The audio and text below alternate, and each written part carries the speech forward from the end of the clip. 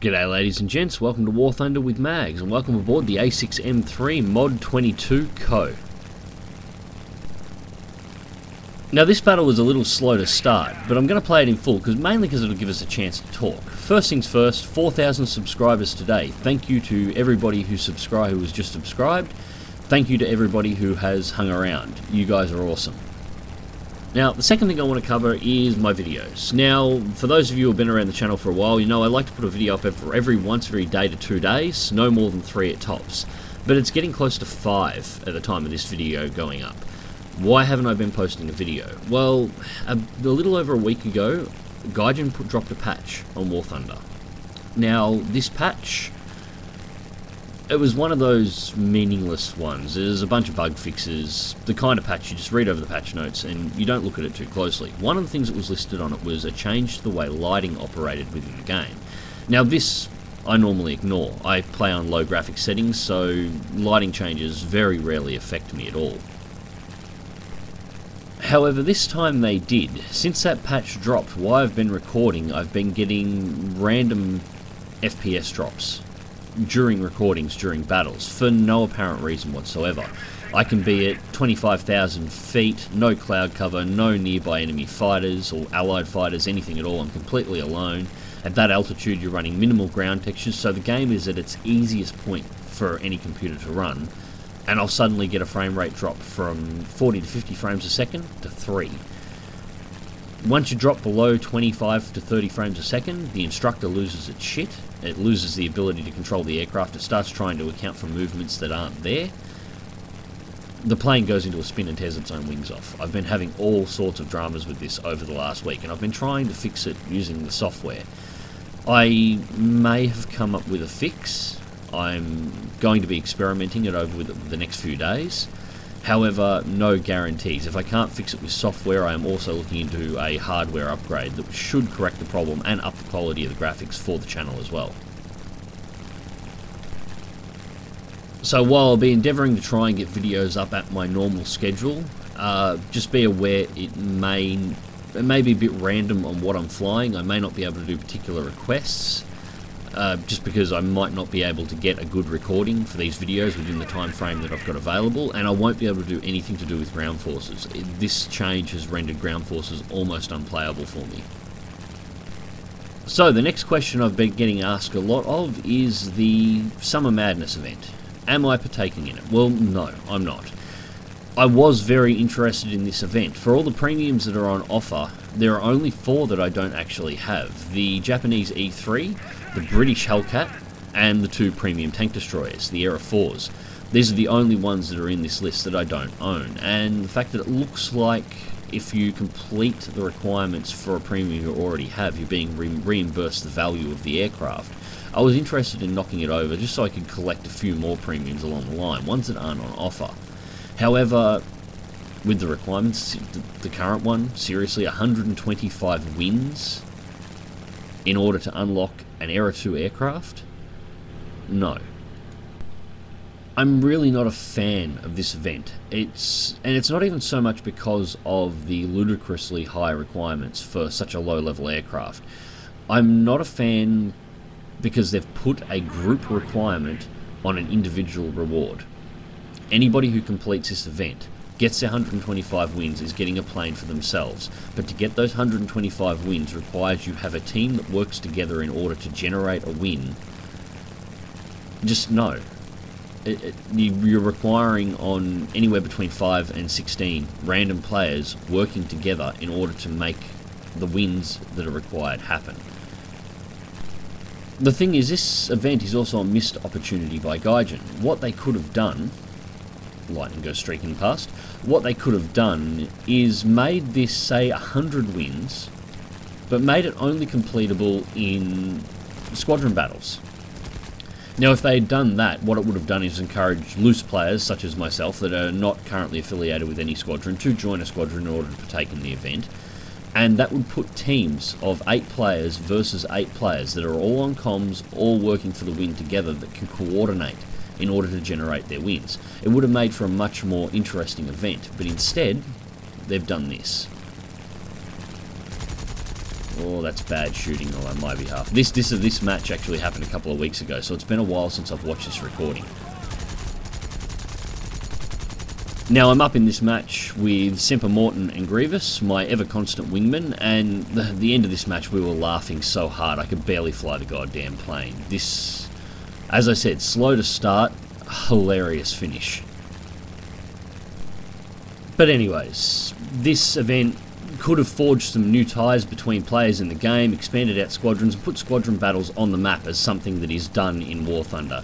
Instead, all they've managed to do with this event is piss off a large percentage of the population of War Thunder. And considering the anger that's been going around with a lot of stuff that's been going on in War Thunder recently, this was just a bad move on behalf of Gaijin. A terribly bad move. Next up is the emissary voting on the Reddit forums. Thank you to everybody on the Reddit forums that voted for me. I came in second place. I'm blown away that the community thinks so well of me to want me to represent them with Gaijin.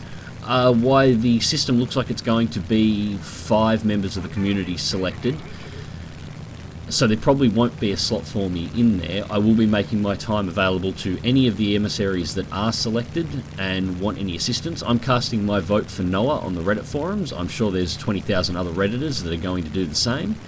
If he gets in, as I said, I'll keep my time available. If he ever needs any help with anything, all he needs to do is ask. Hopefully we can get 5 really good people into the positions and we can help Gaijin get this game back on track to being the absolutely incredible game that it could be. Next question I'm regularly asked, Mags, why have you not done an overview of the new tech trees as they've been announced? I'm probably going to look at some of the aircraft in the future. It's more of there's so many good overviews of these new tech trees already available. Fly Daily is doing some incredible coverage on each of the tech trees individually on the key planes. Also, check out Digital Digging. You'll find them in my sidebar. I haven't spoke to him personally, but I love his videos. His coverage of the different aircraft in the tech trees is incredibly in-depth. I just don't see the purpose to making another one myself where I will be effectively rehashing what a lot of people have already done. And there's my first kill. Now, of course, I took a big risk getting that kill. I went balls deep into the flak coverage from all these ships, and now I'm trying to walk my way out. Grievous was cracking up laughing watching all the tracer shots trying to take me out as I was trying to evade the area, and I managed to escape and get back to the runways.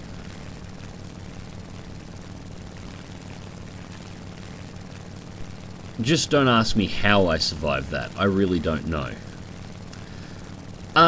Just a final question to cover up. I get asked a lot about live streaming. Do I do it or am I interested in it? Well, yeah, I am interested in live streaming. No, I don't do it, mainly because, well, it's not a viable option for me at this time. To live stream, there is one of 2 things you need. One is either an incredibly good internet connection. I live in Australia. I don't have one of those. It's not an option. Or 2, you need an incredibly powerful computer in order to be able to encode everything that you're seeing on screen and compress it enough that when you send it to somewhere like Twitch, it'll get down the restricted internet pipeline that you have access to and get on Twitch's end for them to decode. Doing it the second way tends to form a delay. It's not a problem in multiplayer gaming. Generally, most live streamers will run a delay as standard, so anybody trying to stream snipe them will be unable to get an advantage. But sadly, I don't have the computer powerful enough to be able to encode on the fly while I'm playing and not destroy my frame rates. To give you an idea on exactly how bad the internet is on this end, this video goes for a little bit under 20 minutes. It'll take 6 hours to upload it in its fully encoded format, and its encoding time will be nearly 45 minutes. I lack both the hardware and the internet connection required in order to be able to do it. The hardware I can get around. The new system that I'm looking at may be powerful enough to do it, but no guarantees on it. It does require some pretty hefty hardware to get down a pipeline as small as what I have access to in Australia. Getting some shots into this PBJ while I'm in the area, just unloading the rest of my ammo. I'm getting ready to put this thing back down on the runway. Just seeing if I can cripple its engines give myself a little bit of an easier time dealing with it later. There is only 2 of us left. It's a 2-on-4 battle at the moment. I take a big hit of 50 cals, break away. Time to put this thing back down on the ground. Now, the second question I'm asked in conjunction with the first on live streaming is, why have I not jumped on a live stream with any of the other YouTubers? And, well, the answer is I don't really know any of them, and I've never been invited. I know the YouTubers about the same way as you do. I know of Jingles, I know of LaFly Daily. I've spoken to NTAC via emails once or twice. He gave me some advice very early on things I could change with my channel, just to make it pop a little bit more. But nothing beyond that. The only YouTuber I've recently started speaking to is actually Squire Flyer, an absolutely great bloke, and I'm hoping we'll be able to go out and do some flying and some recording together sometime in the very near future. But the major YouTubers that do the streams, I know about as well as you do. Now, as for jumping on their streams, well, I consider somebody's stream sort of like their house. You know, it's their area where they do their thing. I wouldn't go up to somebody's house that I don't know, knock on their front door and say, hey, can I come in? If I was to get a invitation, I would go along, of course. But I'm not about to ask. So I've never been invited, so I don't join any streams. That's why I don't do it that way, and that's why I don't have a stream of my own. I would love to try it. I've never done it before. I think it could be really cool. Now, up until this point, this battle's been, well, pretty dismal overall. This is the point where it starts getting funny. Now, I've managed to put the 0 down on the deck, get a repair and a rearm, but a P-38 has spotted me. It's closing in fast, 2 kilometers out. Will my repair time beat the time that it can take to get its guns on me? It's close. There's the respawn. So I managed to beat it on respawn, but it's closing down the runway on me fast. I gently throttle up and put the cursor just where his plane's going to be. As he goes past, start firing. And light him on fire. You have to be aware, just because the plane's on the ground doesn't mean its guns don't work. However, he's not dead yet, and my plane is now more damaged than when I landed it in the first place. However, I do have ammo on board, and I cannot afford to put this thing back down on the deck. I'll just get ripped up again. I do have a Hayate floating around at the moment. He is on the second runway getting a repair on the other side of the map, but it is me in a crippled plane versus a PBJ and a P-38 at the same time. However, that's the PBJ that I put rounds into earlier on. Both planes are crippled.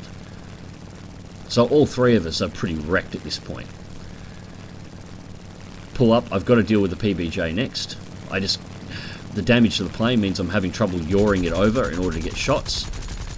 Fire the guns until they jam, putting shots into the back of this PBJ just to cripple it. P-38 is taking shots at me again.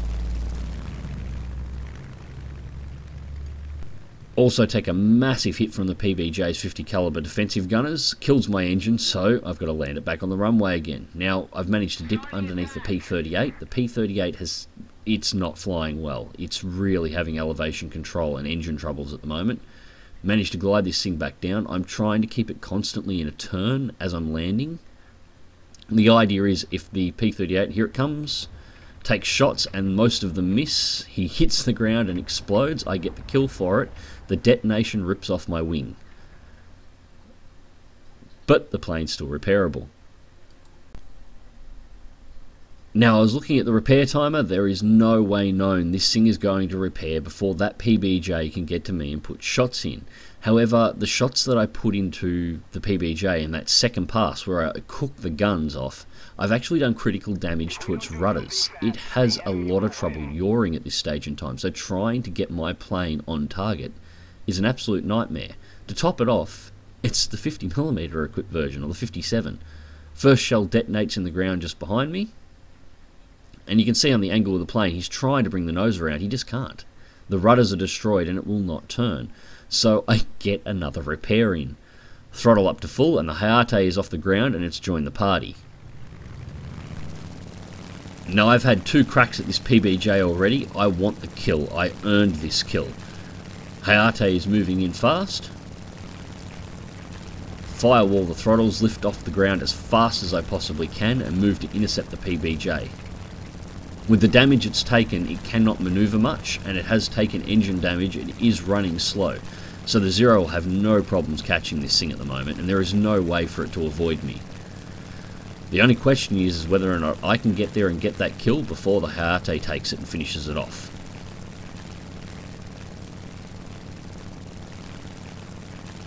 And you can see how slow it is. I've managed to take off and turn towards it, and it's only got 1.5 kilometers off the runway.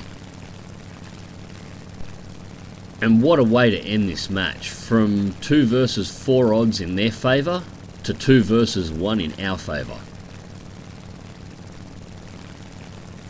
Just coming into gun range, trying to get some lead shots. Long range sniping is not the Zero's forte. The Hayate's leaded some more critical damage on. It looks like his right engine is going out, left engine has just died out. I'm punching extra shots in. This guy is going down. Now you might almost call this one a little bit of a kill steal, and it may have been. I put crippling damage into it earlier on, the Hayate put crippling damage into it. We were both firing at it right at the end. The kill went to whoever it went to. In most cases I would just leave planes like that alone, but in this case I wanted that kill. So 3rd kill of the match, and from this point on I just strafed out a couple of landing craft while I was waiting for the ticket counter to go down to 0. So let's check out the results. So, results for the match. 2nd place for the team, 3 air kills and 2 ground kills, soft landing, fighter rescuer, ground forces rescuer X2, win streak X3, final blow, the best squad, and a 1500 Silver Lion battle trophy, 55,495 Silver Lions, 3,294 research points, and that was the MG ammo belt unlocked. Yep, my A6M3 22 Co was almost stock when I flew this battle. And as I said earlier on, a slow battle to start, but a hell of a finish. I haven't laughed that long in a long time, but make no mistake, that was more good luck than it was good management. As for the 22 Co, it's another 0, and I like zeros, so it works for me. Anyways, ladies and gents, I hope you enjoyed this video. Thank you very much again to everyone who's subscribed. 4,000 subscribers, I really am blown away. I hope I answered a few of your questions in this video as well, and hopefully I'll get these computer issues sorted out in the future and I can get the channel back to where I want. If it turns out I've got to get a hardware upgrade, it may take a couple of weeks, so things may be a bit sporadic. Bear with me, I am working on it. The upside is, if it does turn out to be a hardware thing, I will probably be doing, well, with a little bit of luck, I'll be doing videos in movie mode in the near future. Anyways, click like if you do, subscribe if you want to see more, fly smart, fly safe, and I'll catch you in the skies.